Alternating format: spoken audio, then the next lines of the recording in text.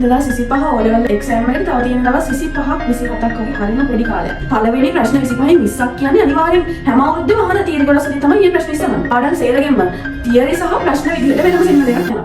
එතකොට පළවෙනි කොටස අනිවාර්යෙන්ම කම්ප්ලීට්ලි වාට කරගන්න පුළුවන්. මම ওই දෙවෙනි කොටසේ ප්‍රශ්න 12ටම අදාළව සින්න 6ක් දානවා. තියරි වෙනම සාකච්ඡා කරනවා, ප්‍රශ්න වෙනම සාකච්ඡා කරනවා.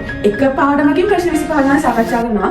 ගිය පාර වගේම මේ පාර පළාත් පේපර්ස් ටික ඔයාලා අතින් ලියවලා ලස්සනට සාකච්ඡා කරනවා විවරණ සහිතව.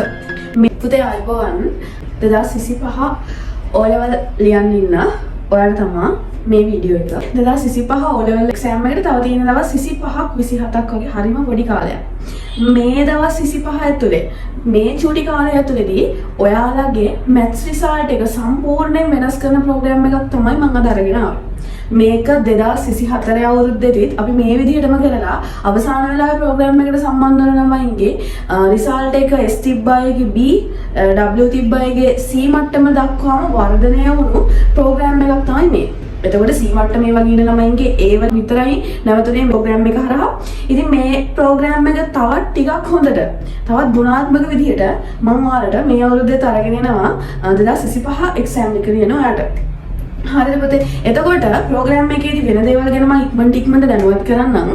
මෙහෙමයි අපි ප්‍රෝග්‍රෑම් එකේ සම්පූර්ණ සිලබස් එක ආයෙ කතා කරනවා. සහ මම පේපර් එක ඔයාලට එක්සෑම් එකට එන පේපර් එකේ ඒ කියන්නේ අපි මෙච්චර කාලෙ ඉගෙන ගත්ත ලියපු පේපර්ස් O level papers ඔය සේරම කොටස් කීපයකට කඩලා වෙන් කරලා තියෙනවා. ඒ කොටස් වලට අදාළව ඔයාලට තියරි කරුණු වෙනම සාකච්ඡා කරන එකක් තමයි මේකෙදි වෙන්නේ. තියරි කරුණු විතරක් නෙවෙයි සාකච්ඡා කරන්නේ. දැන් පළවෙනි කොටස ගත්තාම පළවෙනි ප්‍රශ්න 25 කියන්නේ අනිවාර්යෙන් ලකුණු 25ක් නේ 25ක්. ඔය පළවෙනි ප්‍රශ්න 25ට අදාළව සෙමිනා දෙකක් යනවා. ඔය පළවෙනි සෙමිනා එකේදී අපි කරන්නේ තියරි සාකච්ඡා කරනවා. පළවෙනි ප්‍රශ්න 25න් 20ක් කියන්නේ අනිවාර්යෙන් හැම අවුරුද්දෙම අහන තියරි කොටස් වලින් තමයි මේ ප්‍රශ්න ඉස්සහන්නේ. ඔය 20ට අදාළව වෙනම සෙමිනා එකක් කරනවා. ඊට අමතරව ප්‍රශ්න 100ක සෙමිනා එකක් කරනවා. අර අපි ඉගෙනගත්තු තියරි ටික ඇප්ලයි කරන්න පුළුවන්ද කියලා බලන්න. ඊළඟට B කොටසටත් ඒ වගේමයි අනිවාර්යෙන් අහන ලේසි පාඩම් ටික තමයි B කොටසට තියෙන්නේ. පරිමිතිය වර්ගඵලය භාග ඔය වගේ චුටි චුටි පාඩම් ටිකක් තියෙන්නේ. ඔය පාඩම් වලට අදාළව වෙනම සෙමිනා එකක් මම කරනවා. වෙනම සෙමිනා එකක් කිව්වට පුතේ මේකේ තියරි කතා කරන්න වෙනම සෙමිනා එකක් සහ ප්‍රශ්න 50ක් මම කතා කරනවා වෙනම සෙමිනා එකකදී. විභාගෙට එන්න පුළුවන් මෙච්චර කල් ඇවිත් තියෙන සහ ඉස්සරහට එන්න පුළුවන් මේ අවුරුද්දේ එන්න පුළුවන් පාඩම් සේරගෙම තියරි සහ ප්‍රශ්න විදිහට වෙනම සෙමිනා දෙකක් යනවා. එතකොට පළවෙනි කොටස අනිවාර්යයෙන්ම කම්ප්ලීට්ලි වාට කරගන්න පුළුවන්. මේ වෙලාවේ බිඳුව මට්ටමේ ඉන්න ළමයෙක්ට පවා මේ ප්‍රෝග්‍රෑම් එකට ඇවිල්ලා C එකක් ගන්න එක හරිම ලේසි. C එකක් නෙමෙයි පුතේ B එකකට උනත් එන්න පුළුවන්. උවමනාව සහ ඔයාට උනන්දුව තියෙනවා. සම්පූර්ණ තියරි ටික කතා කරන නිසා කිසිම ප්‍රශ්නයක් වෙන්නේ නැහැ. ඊළඟට දෙවෙනි කොටස ගැන මම කතා කරන්නේ දෙවෙනි කොටසනේ අපේ ළමයි ගොඩක් දෙනෙක්ට අමාරු කොටස තමයි දෙවෙනි කොටස. මේ කොටස අනිවාර්යෙන්ම අපි කරගන්න ඕනේ. එතකොට මේ කොටසේ ප්‍රශ්න 12න් 10ක්වත් අනිවාර්යෙන් ලියන්න ඕනේ. එහෙමනේ පේපර් එකෙත් දෙන්නේ. ඉතින් අපි ඒ නිසා අනිවාර්යෙන් 12ටම ලෑස්තිලා යන්න ඕනේ. මොකද අපි රෙඩි පිටින් ඉන්න ඕනේ. අමාරු ප්‍රශ්නයක් ආවොත් අපිට අනිවාර්යෙන්ම ප්ලෑන් එකක් තියෙනවනේ මේ ප්‍රශ්නේ අයින් කරොත් වෙන ප්‍රශ්නයක් කරන්න පුළුවන් මට්ටමට අපි එක්සෑම් එකට ලෑස්ති වෙන්න ඕනේ. එතකොට මම ওই දෙවෙනි කොටසේ එන ප්‍රශ්න 12ටම අදාළව සෙමිනා 6ක් දානවා. තියරි වෙනම සාකච්ඡා කරනවා, ප්‍රශ්න වෙනම සාකච්ඡා කරනවා. එක පාඩමකින් ප්‍රශ්න 25 ගණන් සාකච්ඡා කරනවා. ලොකු වෙලාවල් යන වැඩ පුතේ මේවා. මේ සෙමිනා සාමාන්‍යයෙන් පැය 8ක්, පැය 6ක්, 8ක් වගේ යන සෙමිනා. මේ සෙමිනා සේරම. එතකොට සේරම සෙමිනා 12කින් සම්පූර්ණ සිලබස් එක කතා කරලා ඉවර වෙනවා. ඒ විතරද නෑ. මේ පාර එක්සෑම් එකට O level එක්සෑම් එකට කලින් ඔයාලා ලියන වැදගත්ම පේපර් එක මොකක්ද කියලා අහුවොත් පුතේ පළාත් පේපර් එක. ඔයාලගේ පළාතට අදාළ පළාත් පේපර් එක. ඔයා හිතන්නේ පළාත් 9ම පේපර්ස් ටික සාකච්ඡා කරලා අමාරුම ප්‍රශ්න ටික සාකච්ඡා කරොත් අනිවාර්යෙන් විභාගෙට මේ පාර O level විභාගෙට අහන ප්‍රශ්න ටික පේපර්ස් 9 අනිවාර්යෙන්ම තියෙනවා. මම ඒ නිසා ගිය පාර වගේම මේ පාර පළාත් පේපර්ස් ටික ඔයාලා අතින් ලියවලා ලස්සනට සාකච්ඡා කරනවා විවරණ සහිතව. මේ වැඩේ මාරම හොඳයි. ඔකද මම මේක ගිය සැරේ කරපු වැඩක් සහ අපේ ළමයි රිසල්ට් දාන්න ලොකුම හේතුව මේ පළාත් පේපර්ස් කරන එක. පළාත් 9ට මදාල පේපර්ස් ටික ඔයාලා ලියවලා සාකච්ඡා කරනවා. ඔයාලටම බලන්න පළවෙනි පේපරෙන්ම වෙනස් තේරෙයි.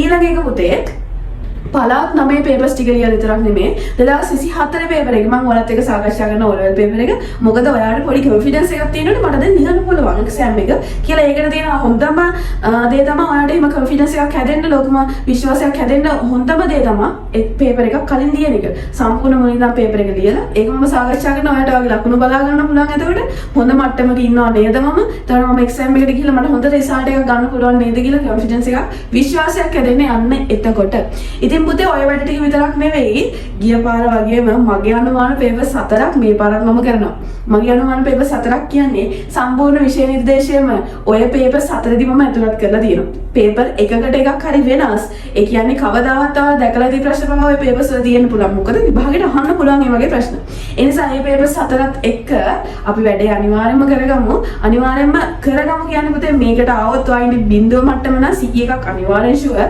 ඔයන්නේ S මට්ටම C මට්ටම නම් ඒකට යන එක කිසිම ප්‍රශ්නයක් නැහැ මේ මම කියන්නේ අනිවාර්යයෙන්ම මේ ක්ලාස් එකට ආවොත් වෙන දේවල් මේක ගැන විශ්වාසයක් නැත්නම් 2024 අපේ ළමයිගෙන් අහලා බලන්න හරිම චූටි කාලයක් ඇතුළත එච්චර ලොකු රිසල්ට් ප්‍රමාණයක් දාන්න හේතුව ඒක මේ පුතේ මේ ඩිස්ප්ලේ කරලා තියෙන්නේ මේ බෝඩ් එකේ මම ලියලා තියෙන අපේ ඇඩ්මින්ගේ නම්බර එක ඔයාලට පළවෙනි දවසේ ෆ්‍රී ක්ලාස් එකකට විත් බලන්න පුළුවන් පැයකට විතර සෙමිනාර් එකක් පළවෙනි දවසේ ඇවිල්ලා බලන්න පුළුවන් ඉරිදා තමයි ක්ලාස් එක තියෙන්නේ 25 වෙනි ඉරිදා ක්ලාස් එක තියෙනවා ෆ්‍රී ඔයාලට ඒ සම්බන්ධ වෙන්න පුළුවන් ඒකට මේ ඇඩ්මින්ගේ නම්බර එකට මැසේජ් එකක් දාලා ගෲප් ලින්ක් එක ඉල්ල ගන්න ගෲප් එකට සම්බන්ධ වෙලා ඉන්න එහෙම නැත්නම් ක්ලාස් එකට ජොයින් වෙන්න ඕනේ නම් ඉරිදාට කලින් ඔයාලට පේමන්ට් කරලා ක්ලාස් එකට ජොයින් වෙන්න අවශ්‍ය නම් අනිවාර්යෙන්ම මේ නම්බර එකට මැසේජ් එකක් දාලා 2025 ෆයිනල් ප්‍රෝග්‍රෑම් එක කියලා මැසේජ් එකක් දාලා ඔයාලට ඩීටේල්ස් ඉල්ල ගන්න පුළුවන්. ඒ විතරක් නෙවෙයි ළමයි මේ සෙමිනාර් ටිකට කලින් ඔයාලට ප්‍රෝග්‍රෑම් එකට ජොයින් වෙන ළමයින්ට මුළු සිලබස් එකටම අදාළව අපේ රෙකෝඩින්ග්ස් පැක් එකක් හම්බ වෙනවා. රෙකෝඩින් පැක් එක ෆ්‍රී හම්බෙන්නේ පුතේ. ඒ රෙකෝඩින් පැක් එකේදී ඔයාට අමාරුයි කියලා හිතන ඕනෑම පාඩමකට අදාළව තියරි ටික බලා ගන්න පුළුවන් මම සෙමිනාර් එක කරන්න කලින්. එතකොට ඔයා ඉන්නේ මොනාට හරි කිසි පාඩම් ප්‍රමාණයකට දුර්වල නම් ඔය රෙකෝඩින් පැක් එකේදී මේ ෆ්‍රී හම්බෙන රෙකෝඩින් පැක් එකේදී පාඩම් ටික බලලා වැඩි කර ගන්න පුළුවන්. එතකොට හිතනවාද මේ සේරටම මෙන්න මේ වගේ වැඩ ප්‍රමාණයක් කරලා ඔයාගේ රිසල්ට් එක 100කට වැඩි අඩු වෙයි කියලා නෑ. කවදාවත් එහෙම වෙන්නේ නෑ. 100කට වැඩි අනිවාර්යෙන්ම ඔයාගේ රිසල්ට් එක ෂුවර් එකටම වැඩි වෙනවා අවසාන මොහොතේ මේ ප්‍රෝග්‍රෑම් එකට ආවොත්. ඉතින් මේ ප්‍රෝග්‍රෑම් එකට අනිවාර්යෙන් ජොයින් වෙන්න කියලා කියනවා. එච්චර විශ්වාසයෙන් කියන රිසල්ට් එක එච්චර වෙනස් වෙන්න පුළුවන් නිසා මේ මුළු ප්‍රෝග්‍රෑම් එකට රෙකෝඩින් පැක් එක සහ ලයිව් කරන මේ සියලුම සෙමිනාර් වලට සහ විභාගයට කලින් අවසාන සෙමිනාර් එක ෆයිනල් කට් සෙමිනාර් එක විභාගයට කලින් මුළු සිලබස් එකම කරලා දීලා යවන අවසාන දවස් දෙකේ මුළු සිලබස් එකම මතක් කරලා විභාගයට වාඩි කරවන සෙමිනාර් එක ඒ සියල්ලම ඔයාලට වෙන්නේ ළමයි රුපියල් 1500යි අපේ පේමන්ට් ගාස්තුව වෙන්නේ පළවෙනි දවසේ ෆ්‍රී ඇවිත් බලන්න පුළුවන් මොකද්ද මේකේ වෙන්නේ කොහොමද වෙන්නේ කියලා ඊළඟ දවසේ ඉඳන් ඔයාලට සම්බන්ධ වෙන්න පුළුවන් ක්ලාස් එකට එහෙනම් ඔච්චරයි කතාව ඔච්චරයි කියන්න තියෙන්නේ මම අදට මේ කතාව මෙතනින් නතර කරලා අපි ෆයිනල් ප්‍රෝග්‍රෑම් එකේදී සම්බන්ධ වෙමු එහෙනම් හැමෝටම ආයුබෝවන් හොඳට වැඩ කරන්න හොඳ රිසල්ට් එකක් ගන්න පුළුවන් අපි අවසාන ප්‍රෝග්‍රෑම් එකේදී හොඳ රිසල්ට් එකක් දාමු හරි ආයුබෝවන්